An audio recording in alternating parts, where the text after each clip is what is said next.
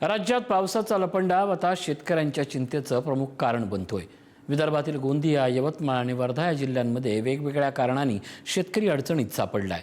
कुठे पावसानं दडी मारल्यानं दुबार पेरणीचं संकट उभं ठाकलंय, तर कुठे निकृष्ट बियाण्यांमुळे पिकं उगवलीच नाही। वाढता लागवड खर्च, रखडलेला बोनस आणि अपुरा वीज पुरवठा यामुळे शेतकरी आर्थिक संकटाच्या विळख्यात सापडलाय। पाहूयात यावरचा स्पेशल रिपोर्ट। जूनच्या अखेरीस आणि जुलैच्या सुरुवातीला झालेल्या पावसामुळे शेतकऱ्यांना दिलासा मिळाला होता। पेरण्यांनाही वेग आला, मात्र त्यानंतर पावसानं अचानक दडी मारली आणि पुन्हा एकदा शेतकरी चिंतेत पडला। गोंदिया जिल्ह्यात आतापर्यंत केवळ 45% पेरण्या पूर्ण झाल्यात। गेल्या वर्षी याच कालावधीत हा आकडा 55% होता। जे शेतकऱ्यांच्या बांधावर आपण आलो आहे। आता बघू शकता आपण पेरणीला परा लावणं सुरू आहे, इकडे पेरणी सुरू आहे आणि जवळपास जिल्ह्यामध्ये 45% पेरण्या पूर्ण झालेल्या आहे। मागील वर्षी 55% पेरण्या पूर्ण झाल्या होत्या। त्या अनुषंगाने ही परिस्थिती काही वाईट नाही आहे, मात्र पावसाची वाट आता शेतकरी बघत आहे। पावसाने दांडी मारल्यामुळे शेतकऱ्यांना फार हाल होत आहे। त्याचप्रमाणे इलेक्ट्रिसिटी वीज न मिळाल्यामुळे सुद्धा शेतकऱ्यांना फार त्रास सहन करावा लागत आहे। 8-10 तास नाही तर 24 तास वीज पाहिजे अशी सुद्धा मागणी शेतकऱ्यांकडून होते। आपण बघू शकता इथे महिला आहेत जे आता पेरणी करत आहेत आणि हे बघू शकता वातावरण सुद्धा छान आहे। पावसाची सुद्धा वाट बघत आहे। ढग दाटून आले आहे, मात्र पाऊस येत नाही आहे, त्यामुळे शेतकरी चिंतित आहेत। एकंदरीत शेतकऱ्यांचं मागणं असं आहे की प्रशासनाने यांच्याकडे लक्ष दिलं पाहिजे। गोंदिया हा धान उत्पादक जिल्हा। धान लागवडीचा खर्च गेल्या काही वर्षात मोठ्या प्रमाणात वाढलाय। एकरी खर्च 15,000 वरून थेट 22 ते 25,000 रुपयांपर्यंत पोहोचलाय। अशातच सरकारकडून बोनसची अपेक्षा असलेल्या 1,56,000 हून अधिक पात्र शेतकऱ्यांना अद्याप बोनस मिळालेला नाही। त्यामुळे शेतकऱ्यांची निराशा आणखीन वाढली आहे। पाऊस 40% पडलेला आहे। आपल्या शेतकऱ्यांना दुबारा पेरणीची व्यवस्था झाली आहे। आपण दुबारा जो पेरणी केली ते आता आपले खारा येण्यास आहेत आणि आपले शेतीचे कामे अडकले आहेत। करिता पावसाने अजून दंडी मारल्यामुळे आमचे शेताची कामं पूर्ण नाही झालेले आहेत। सरकारकडून आमची अपेक्षा आहे की आमची लाईट जो आहे ते लाईट आमची 8 घंटे कापल्यावरून आम्ही शेतकरी थोडं संकटात आहोत। त्याचप्रमाणे आमच्या बोनसचे पैसे नाही आले आहेत। त्याचप्रमाणे आज रासायनिक खात 1400-1500ची बोरी आज 2200 झालेली आहे। शेतकरी वर्गावर खूप संकटाची परिस्थिती आलेली आहे। पाऊस समाधानकारक नाही, पेरणीसुद्धा काही लोकांच्या झालेल्या नाहीत आणि दुसरी गोष्ट पावसाच्या कमीमुळे लोकांचे रोवणे थांबलेले आहेत। खतं आहेत त्यांचे भाव रेट वाढलेले आहेत आणि बिजली पुरेशी भेटत नाही, त्यामुळे पंप वगैरे म्हणजे डिझेल वगैरेचा वापर करून ते शेती लावत आहेत। शेतकऱ्यांना जे बोनस वेळेवर मिळायला पाहिजे ते अद्याप तो मिळालेले नाही। शासनाकडून अपेक्षा आहे की ते लवकर त्वरित शेतकऱ्यांना प्रदान करावे। आपल्याला आता पाणी वगैरे येत नाही म्हणून म्हणजे कशी परेशानी बहुत दुःखाची आहे। आता मोटरीचे बी जसे मोटर लावून तर तिथे 8 घंटे लाईट मिळत आहे, त्याच्यानंतर लाईटच नाही। तर आजच्या वेळेस कोण येईल असं माझं म्हणजे केव्हा लाईट मिळते तुम्हाला? रात्री मिळते? नाही, दिवसाला भेटते 8 घंटे। 8 घंटा पुरेसा नाही आहे? नाही, पुरेसा नाही। काय आव्हान कराल सरकारला? 24 घंटे लाईट पाहिजे।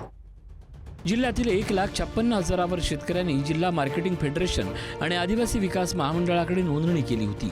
हे सर्व शेतकरी बोनससाठीही पात्र ठरले होते। गोंदिया जिल्हा हा धान उत्पादक जिल्हा आहे। खरीपात 1,96,000 हेक्टर तर रब्बीत 65,000 हेक्टरवर धानाचं उत्पादन घेतलं जातं। या दोन्ही हंगामातून जवळपास 90 लाख क्विंटलवर धानाचं उत्पादन होतं। गेल्या 4-5 वर्षापासून धानाच्या खर्चात वाढ झाली आहे। पूर्वी 15,000 रुपये येणारा एकरी खर्च आता 22 ते 25,000 रुपयांवर पोहोचला आहे। त्यामुळे धानाची शेती म्हणजे शेतकऱ्यांसाठी तोट्याचा सौदा ठरला आहे। पहिल्या वेळ पाऊस आला 5 तारखेला, तर पूर्ण आपण शेतीमध्ये जो बिजाई टाकला होते तो पूर्ण म्हणजे पाण्यानं वाहून गेला आहे। मग डबल पेरणी केला, दुबार पेरणीची वेळ आली? हां, डबल पेरणीची वेळ आली। तर आता पुन्हा अजून चालू केला। लाईट नाही आहे, बरोबर 8 तास देतात। कम से कम आपल्याला 24 तास तर बी लाईट पाहिजे। गरमी बी लागते, रात्रीला मच्छर काढतात। दरवर्षी नागपूर येथील हिवाळी अधिवेशनादरम्यान धान उत्पादकांना बोनसची घोषणा केली जाते, पण गेल्या हिवाळी अधिवेशनात बोनसची घोषणा करण्यात आली नाही। विधिमंडळाच्या अर्थसंकल्पीय अधिवेशनात बोनसची घोषणा केली जाईल अशी आशा शेतकऱ्यांना होती, ती फोल ठरली। जूनची जे पेरणी असते ते साधारणतः 22-23 दिवस उशिराने या हंगामाची पेरणी झालेली आहे। पिकाची स्थिती अत्यंत म्हणजे गंभीर होती, कारण मधल्या कालखंडात 17 दिवसाचा पावसाने उघाड दिल्यानंतर आता या आठवड्यामध्ये 2 वेळे हलका पाऊस या यवतमाळ जिल्ह्यात झालेला आहे। शेतकरी या दुष्काळाच्या दृष्टचक्रामध्ये हा अल निनोच्या प्रभावामध्ये मोठी धास्ती घेऊन बसलेला आहे. आजची परिस्थिती जरी समाधानकारक साधारणतः असली तरी पुढे काय होईल याबद्दल अनिश्चितता आहे, कारण निसर्गाचा मार वारंवार सहन करत शेतकऱ्यांना शेती करावं लागत आहे. दरम्यान यवतमाळ जिल्ह्यात सोयाबीन, कापूस आणि तूर पिकांची जवळपास 100% लागवड पूर्ण झाली आहे. गेल्या आठवड्यात झालेल्या हलक्या आणि काही ठिकाणी मुसळधार पावसांमुळे पिकांना जीवदान मिळालं असलं तरी अजूनही समाधानकारक पावसाची प्रतीक्षा कायम आहे. पुढील 4 ते 5 दिवसात पाऊस झाला नाही तर उगवलेली पिकं पुन्हा करपण्याची भीती शेतकरी व्यक्त करतायत. या पिकाची परिस्थिती म्हटलं तर आमचीवाली 2-3 वेळा पेरणी झाली आहे. आता हे 3ऱ्या वेळा पेरणी केली आहे. पावसानं दडी मारल्यामुळं आता सध्या पाऊस आला तर सध्या परिस्थिती बरी आहे पिकाची, पण अधिक पावसाची आवश्यकता आहे. आणि हे अशी दुबार तिबार पेरणी झाल्यामुळं आमच्या उत्पन्नातही घट होऊ शकते. पाणी नसल्यामुळं, जमिनीत ओल नसल्यामुळं खतही देऊ शकलो नाही. तर आता एक खताचा डोस दिला आम्ही. सध्या परिस्थिती काय वाटते? सध्या परिस्थिती बरी आहे, पण अधिक पावसाची आवश्यकता आहे.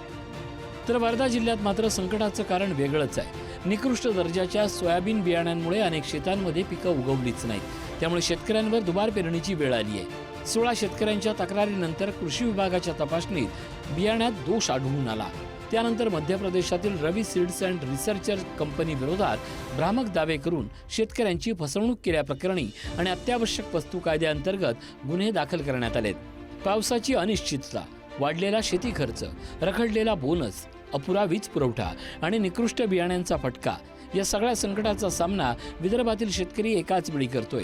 आता सरकारकडून तातडीची मदत, वेळेत वीज पुरवठा आणि नुकसान भरपाईची अपेक्षा शेतकरी व्यक्त करतायत. ब्युरो रिपोर्ट, पुढारी न्यूज.